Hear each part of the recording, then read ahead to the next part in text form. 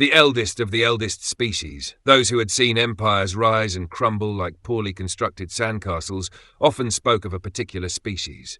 A species whose technology made even the most advanced galactic federations look like they were still banging rocks together. The details, however, were frustratingly vague. No blueprints, no historical accounts, not even a decent cautionary limerick. Just vague, unsettling warnings muttered over lukewarm beverages in dimly lit cantinas across the cosmos. Consequently, every few millennia, a new, impressively arrogant species would emerge, convinced of their own unparalleled brilliance and destined to conquer the galaxy. They would build fleets, conquer star systems, rename constellations after their emperor's house pets. And like clockwork, their grand, meticulously planned conquest would eventually lead them to a small, unassuming, blue-green planet, Earth, oxygen-rich, teeming with resources, dumb little creatures with no central planetary government, still using combustion engines and consuming a mysterious coagulated substance they referred to as cheese. Primitive, unprotected and no history of contact, practically begging to be invaded. Or at least that's what their recon report said. A vast crescent of sleek obsidian warships loomed at the edge of Earth's upper atmosphere, casting shadows long enough to eclipse entire nations below. At the center of this arc, the flagship Dominator Magnificum, shaped like an interstellar crown and 10 kilometers long, vibrated with anticipation. Inside, polished floors gleamed like still water and operatic war chants echoed through corridors as the crew prepared for another triumphant subjugation, as their protocol book so tastefully called it. Admiral Threxidrax the Conqueror lounged lazily on a floating throne, his neck stretched high, 4 chins glinting with polished honor medals. His robes shimmered with rare ore dust, and his long, bony fingers twirled an ornate wineglass filled with what he claimed was the blood of a rebel poet, but was, in fact, carbonated beet juice. "Bring me the planetary channel," he snapped. "It's time we let these mud-dwellers hear culture." The communications officer, a trembling young Zarnokian woman named Yelith, tapped at a console and nodded. "Planet-wide broadcast, sir. Open in all known human languages and some we made up for fun." The Admiral straightened, smoothed his eyebrows, and began. "Greetings, inhabitants of Sol 3, or as your local vermin calls it, Earth. We are the glorious Grand Empire of Threxidrax, conquerors of 13 worlds, and the last civilization to demolish a moon for decorative purposes." He sipped his beet juice. "We come to offer you 2 delightful options. Surrender now and be enslaved with dignity, minimal screaming, and some chance of career advancement, or resist and be enslaved forcefully, possibly missing several limbs. But hey, no judgment," he chuckled, then roared with laughter. Behind him, the bridge officers joined in, forced, dutiful cackling echoing through the ship like a sitcom laugh track. Threxidrax wiped a smug tear from his eye. "We await your humble reply. Take your time. Say 10 Earth seconds." 10 seconds passed, then minutes. Nothing. Silence. No transmissions, no weapons fire, no frantic transmissions, not even an angry tweet. Threxidrax grinned wider. "Ah, the sound of terror. They're frozen, trembling in their primitive caves. I almost feel sorry for them. Almost." The laughter resumed, louder this time. Someone brought snacks. "Enough comedy," Threxidrax said, waving a hand. "Begin the planetary bombardment. Let's roast a continent or two for motivation." A low hum resonated across the fleet as the bombardment platforms deployed. Clouds of orbital munitions, plasma bombs, entropy fissures, dark matter needles descended toward Earth in a brilliant cascade of annihilation. Then, nothing. Like striking a match underwater. The weapons vanished mid-atmosphere. No fire, no impact, no sound. Just gone. On the bridge, Yelith blinked. "Admiral, we've possibly missed?" Threxidrax's smirk twitched. "Missed? We aimed at an entire planet." "I'll fire again," another officer stammered, frantically pushing controls. Another salvo launched. Dozens of advanced weapons streaked toward Earth, and once again, nothing. They fizzled out like disappointed fireworks. One officer gulped audibly. "They're disappearing, sir." "Is this planet shielded?" someone asked. "Primitive worlds don't have shields," snapped the Admiral. "Their best defense system is a weather forecast." Some juniors laughed nervously. Some coughed, unsure how to respond. Yelith mumbled, "Maybe it's a glitch in the weapon guidance AI?" Threxidrax spun around. "Are you suggesting our weapons are defective?" I'm just saying, maybe our weapon master Garrus forgot to calibrate the spatial harmonics again? From somewhere below deck, a reedy, indignant voice crackled over the intercom, dripping with the tone of someone who'd been down this road one too many times. Oh, real classy, Yellith. Blame me as usual. I triple-checked those harmonics, you filament-fumbling hack. Maybe if you hadn't botched the targeting matrix last cycle, we wouldn't be dodging your screw-ups now. The bridge crew froze, their nervous glances bouncing between the hollow screen and the intercom. Yellith's crest flushed a humiliated green, and Vroxidon's eyes narrowed, clearly unimpressed with the blame game unfolding mid-crisis. The air grew thick with the unspoken dread that maybe, just maybe, Earth wasn't the problem here. Then the second-in-command, General Krysnox, a hulking brute with a head like a jagged boulder and a towering slab of muscle and nerves, equal parts warlord and walking red flag detector, stepped forward. His habit of sensing doom before it fully arrived had earned him a reputation, half respected, half exhausted. "Admiral," he rumbled, "I don't like this. It feels wrong." "You don't like anything, Krysnox," Vroxidon sneered. "You once declared war on an asteroid." Krysnox gasped as if still horrified at the thought. "It had that funny face." Vroxidon rolled his eyes. "We shall land on the surface. Show these apes what real civilization looks like. Maybe they'll learn to bow before we harvest their oceans." Krysnox turned to his unit and barked orders in a voice that cracked deck plating. "Prepare for atmospheric drop. Ground assault protocol Theta Violent." As the drop pods began launching toward Earth, no one noticed that the surface still showed no signs of panic. No armies, no shields, no radio signals, just forests, cities, oceans. Calm, too calm. The landing was flawless. Drop ships descended with thunderous grace, flaring in synchronized spirals before settling across parks, highways, and empty stadiums. Trees trembled, traffic lights blinked nervously, pigeons relocated. The invaders emerged in grand procession, clad in shimmering exosuits, weapons charged and humming, banners of the Threxidrax Empire unfurling with mechanized precision. Hover tanks rolled out behind them, cannons rotating with menace. The air sizzled with ozone and arrogance. Admiral Vroxidon stepped out first, arms raised dramatically, expecting wailing. Stampedes. Humanity, grovelling in dirt, begging for air. Instead, a guy on a bicycle pedaled past without slowing, earbuds in. A woman glanced up from her coffee, gave them a bored once-over and turned back to her book.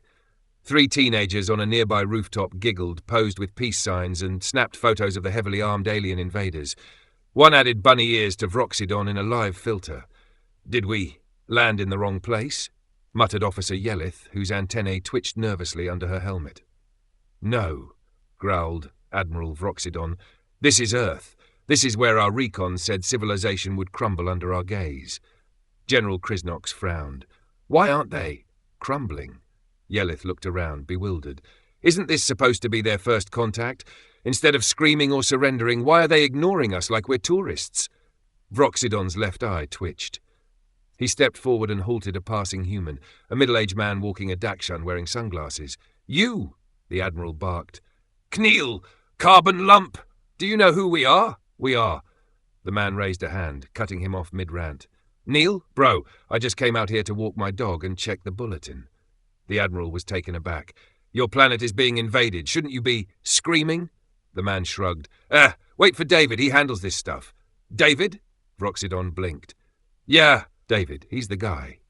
The man pointed vaguely to the south. "He's usually around this time." Then, just like that, the man and his stylish dog strolled away unconcerned. For a brief, surreal moment, the assembled Threxidrax invasion force waited. It felt like the queue at an interstellar customs office. Awkward silence, soldiers shuffling in place, someone coughing politely. Krysnox muttered, "I feel like I should take a number." Vroxidon snapped out of it. "What are we doing? We are not some second-rate delivery crew waiting for a David. This is our conquest. Mobilize the hover tanks. Bring in the disintegrator centipedes. Launch." "Sir," Krysnox interrupted, his voice low and uneasy. "I don't think that's wise. Something is off. Nonsense. They're toying with us. It's psychological warfare, and I invented psychological warfare during the siege of Krator Beta." He turned with a flourish, teeth bared. "And if one more of you mutters something is wrong, I will vaporize that person myself, with great ceremony." He raised his voice again. Deploy the arsenal, level their buildings and their smug. He was cut off by footsteps. A single human was approaching from the plaza. No weapons, no armor, just a plain blue t-shirt, jeans, and a calm, unreadable expression. The human stopped in front of the Threxidrax army. He looked up at Vroxidon. "Hello, Admiral Vroxidon. General Krysnox, Lieutenant Yelith," he said, his tone level and unimpressed. "Follow me." They stared at him. Silence fell across the troops. "He knows our names," whispered Krysnox. "Is he psychic?" whispered Yelith, her voice barely audible above the polite coughs of a dozen confused Threxidrax soldiers. "Or did we forget to encrypt again? I swear, if it was Garrus this time." David turned without another word and began walking toward a wide glass structure nestled among the city's buildings. It looked like a library had mated with an airport terminal and produced a strangely sterile, yet inviting offspring. With an awkward shuffle, the might of the Threxidrax Empire, the galaxy's most feared conquerors, followed. As they marched, one confused soldier leaned toward another. "Why are we following this squishy? Shouldn't we, conquer or something?" The other shrugged. "Maybe he's a local war ritual guide, or we're observing pre-subjugation protocol Alpha 7. It's certainly less explosions than I was expecting." The building ahead was labelled simply Earth Temporal Archives. It was massive, absurdly massive even from aliens' perspective. A monolithic structure of glass, stone, and strange humming panels, stretching so far in every direction it seemed to casually ignore the laws of perspective. A place designed not for humans, but for the concept of bureaucracy itself. A mechanical voice chimed as the doors opened. "Welcome, visitors. Please proceed to Aisle 4C, Section 321. An automated assistant will assist you shortly, and do enjoy our complimentary historical hologram loop in the main atrium." David gestured casually. "That way. Please don't touch the exhibits. They bite." Without waiting, he vanished down another hallway, leaving the conquering force to stand awkwardly in the lobby, flanked by indoor plants and softly playing jazz. General Krysnox whispered again. "Admiral, something is terribly, terribly wrong here." Vroxidon, despite his best efforts, this time didn't disagree. His left eye was twitching uncontrollably again. The doors to the Earth Temporal Archives shut behind them with a pneumatic hiss. The air inside was cool, dry, almost reverent, like a museum or a particularly smug university. The squad of Threxidrax elites marched through tall aisles lined with shelves, each one marked by glowing numbers and labels in languages they couldn't begin to pronounce. At every corner, tiny drones buzzed about, cataloguing scrolls, databanks, and something that suspiciously resembled a sock puppet holding a gavel. Then one of the drones zipped in front of them, emitting a pleasant chime. Visitors detected. Identification confirmed. Species, Threxidrax Dominion. Cross-referencing archive, match found. The shelves rearranged themselves with a mechanical whir, revealing a large black volume titled Alien Invasion Attempt No. 299. Attempting species Threxidrax Dominion. Status, no casualties. One broken nose and one destroyed bulletin board. General Krysnox squinted. "Broken nose, bulletin board?" Yelith flipped the book open and froze. "Sir, this is our invasion plan," she whispered. "Every single detail. Fleet formation, entry trajectory, comms frequencies, even your beet juice addiction." Vroxidon's mouth dropped open. "They knew? How?" Page after page laid out their entire operation, down to the incorrect assumption that humanity had no orbital defense systems and the precise joke about career advancement made during the broadcast. This is impossible," murmured Krysnox. "It was classified. Only you and the War Council knew about the wait. What?" He had reached a page bearing a precise timestamp, down to the second, corresponding exactly to the moment he was standing there reading it. The writing said, "And the Threxidrax invaders, increasingly alarmed by humanity's temporal awareness, will begin to question the nature of the archives. Supreme Commander Vroxidon will demand explanations, only to find their words mirrored line by line in the very book before them." Vroxidon barked. "What is this? I demand answers." They all looked at the page, then looked at each other, then slowly looked at the page again. Yelith's lips trembled. "Everything is written here. How is this possible?" Admiral Vroxidon's eyes drifted down the page and stopped. One line said, "General Krysnox suggested they leave this place." Vroxidon's eyes narrowed. "Wait, what?" Behind him, Krysnox, lost in spiraling thoughts and panic, murmured aloud, "We should leave this place." Smack! Without hesitation, Vroxydon clamped a hand over Krysnox's mouth. The room fell silent. Even the archive seemed to pause in smug judgment. Krysnox blinked in muffled confusion. Vroxydon hissed, "Stop helping it!" The silence broke into a flurry of panic. Helmets turned. Footsteps shuffled. Someone made a squeaky noise that could only be described as existential horror, compressed. And upon the full realization of their temporal insignificance, the Threxidrax invaders will break rank and flee in panicked disarray back to their vessels, many tripping over their own feet in their haste. Fleet Admiral Vroxydon, in particular, is noted for a rather undignified faceplant on the lower gangway step of the lead cruiser, followed by a theatrical groan. What is this mockery?" Vroxydon bellowed. "We run like cowards. Impossible. The Threxidrax Empire does not flee. We are conquerors. This archive is a joke." The very next page contained those exact words. The crew, already unravelling, transitioned from panic to full-blown existential crisis. One trooper started hyperventilating into his rebreather. Another dropped his plasma rifle with a clatter, not in surprise, but in the dawning, horrifying realization that even that exact action was likely predetermined. They were puppets, dancing on strings they couldn't even see, for an audience they couldn't comprehend. The commander's hands curled into fists, veins bulging beneath his glimmering epaulettes. "No! This is some parlor trick, an elaborate prank. Maybe they hacked our thoughts. Maybe it's an illusion." "Sir," Krysnox said, his voice now trembling but firm, "we should leave. We're dealing with a species that knows the future, the past, possibly everything in between. This isn't a war. This is a theatre, and we're just reading our lines." For a long moment, Vroxydon said nothing. Then, without a word, he turned and marched toward the exit, his cape fluttering behind him. The others followed quickly, too quickly, one of them nearly knocking over a display of Ancient Human Food Wars 7th grade cafeteria edition. They stepped outside. And there he was again, David, leaning against a bench, calm as ever, eating an ice cream cone. He didn't say anything, just smiled politely like he'd been expecting them. And of course, he had. David licked his ice cream slowly, as if the entire Threxidrax invasion force was a mild background event. Fleet Admiral Vroxydon, his chin high but sweat visibly beading beneath his ornate collar, stomped forward. His gesture was a furious, confused, utterly deflated sweep of his hand. "What is this farce? What are you?" David glanced up, blinked once. "Oh, right, you've got questions." He dusted non-existent crumbs from his shirt and spoke with the tone of someone explaining a recipe. "You see," David began, his tone casual, almost apologetic. "Earth got bored. A long time ago, millennia, maybe more. Somewhere between curing entropy and unifying consciousness across 6 dimensions, we stumbled onto a little breakthrough, a way to see time." He gestured vaguely, as if waving at an invisible mural.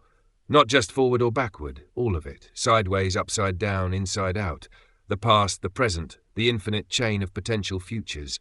We didn't just observe it, we mapped it, charted its rhythms, annotated the ironies, categorized entire centuries as comedy, tragedy, or experimental theatre. He smiled slightly, not unkindly.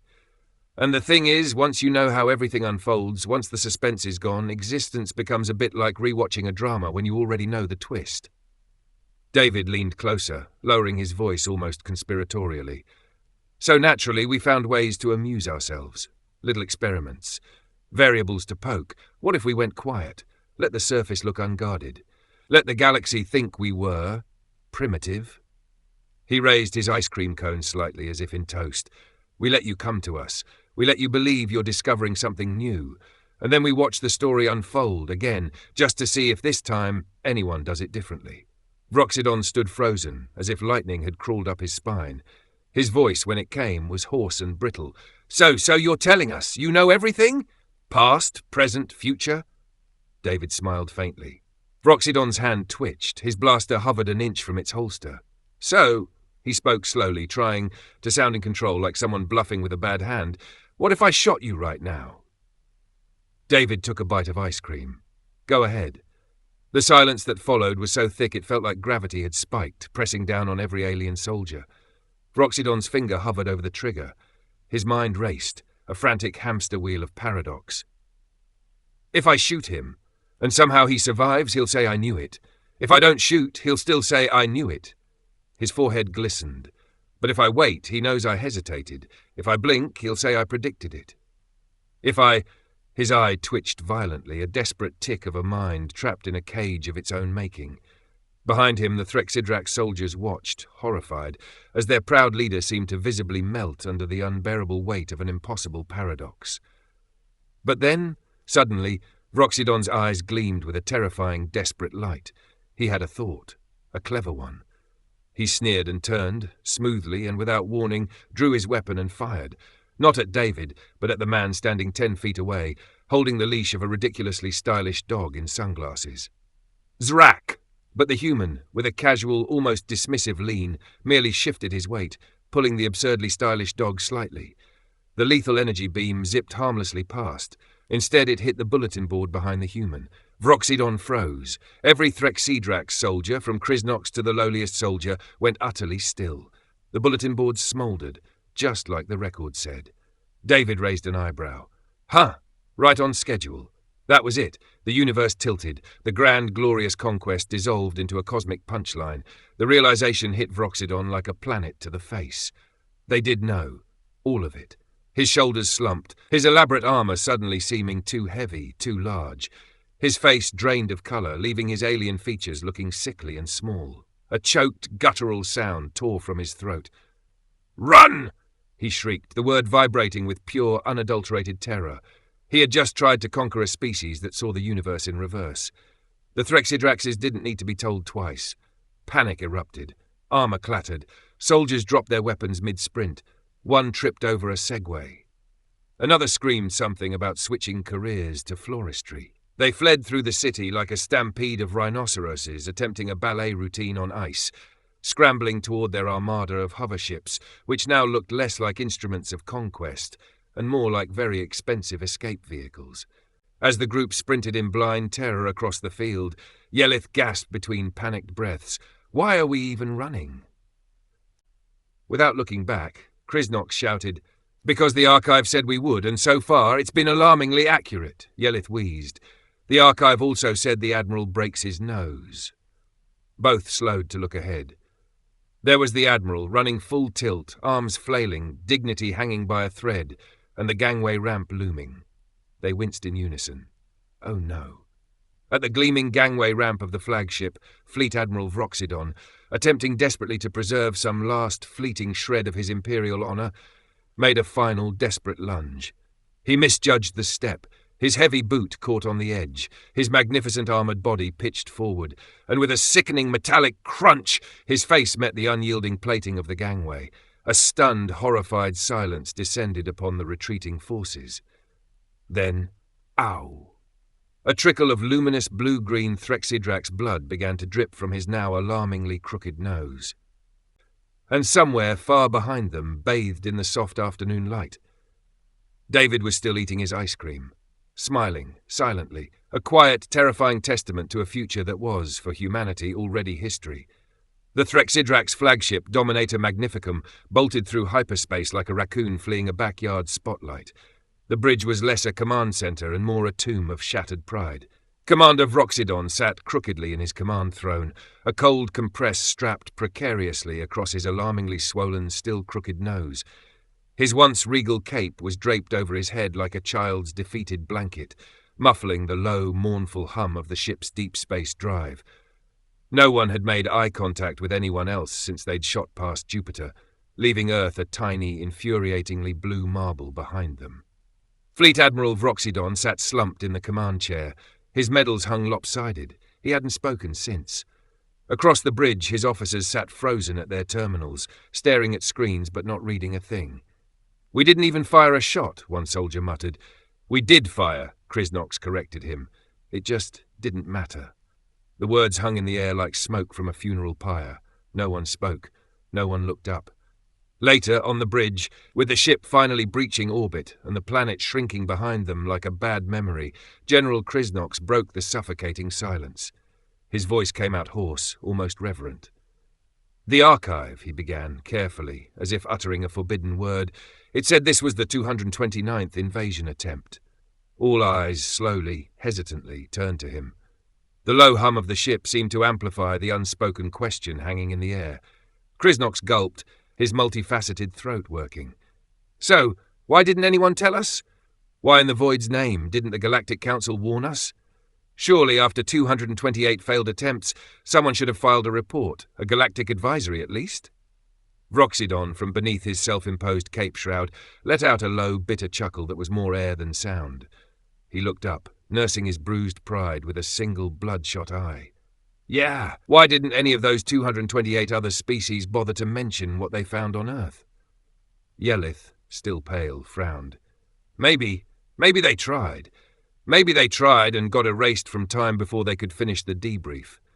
A cold, collective shudder passed through the room, a wave of existential dread washing over the defeated crew. The thought of a species so potent, so ancient, that they could simply unwrite your existence from history. It was a horror beyond their military training. Then, from the back of the bridge, Commander Wroxydon cleared his throat. The sound was surprisingly loud in the absolute quiet. He slowly pulled the cape from his head, revealing his bruised, swollen features. He leaned forward, his voice low, dry and utterly devoid of his usual bombast. Or perhaps, he rasped, his gaze fixing on Krysnox, the humans themselves erased the records. For fun. As part of their little primitive planet, carried to keep their game interesting. Or maybe, he finished, the final word a barely audible whisper of cosmic humiliation. Just maybe, those 228 invaders were all just too embarrassed. Just like we are. The room stilled to an almost painful degree. Just like we are, he continued, his gaze sweeping across his crew, each one meticulously avoiding his eyes. Just like we're not going to tell anyone what happened on Earth. Not the Council, not the High Command, not even our own families. A profound, aching hush swept the bridge. Every officer looked away, shoulders slumping, their collective shame a tangible weight. Wroxydon nursed his nose. His beet juice tasted like ash. He probably should have stuck to tap water. Sometime later, far across the cosmos in dimly lit cantinas, the eldest of the eldest species, those who had seen empires rise and crumble like poorly constructed sandcastles, muttered into their lukewarm beverages. A knowing, weary sigh passed among them.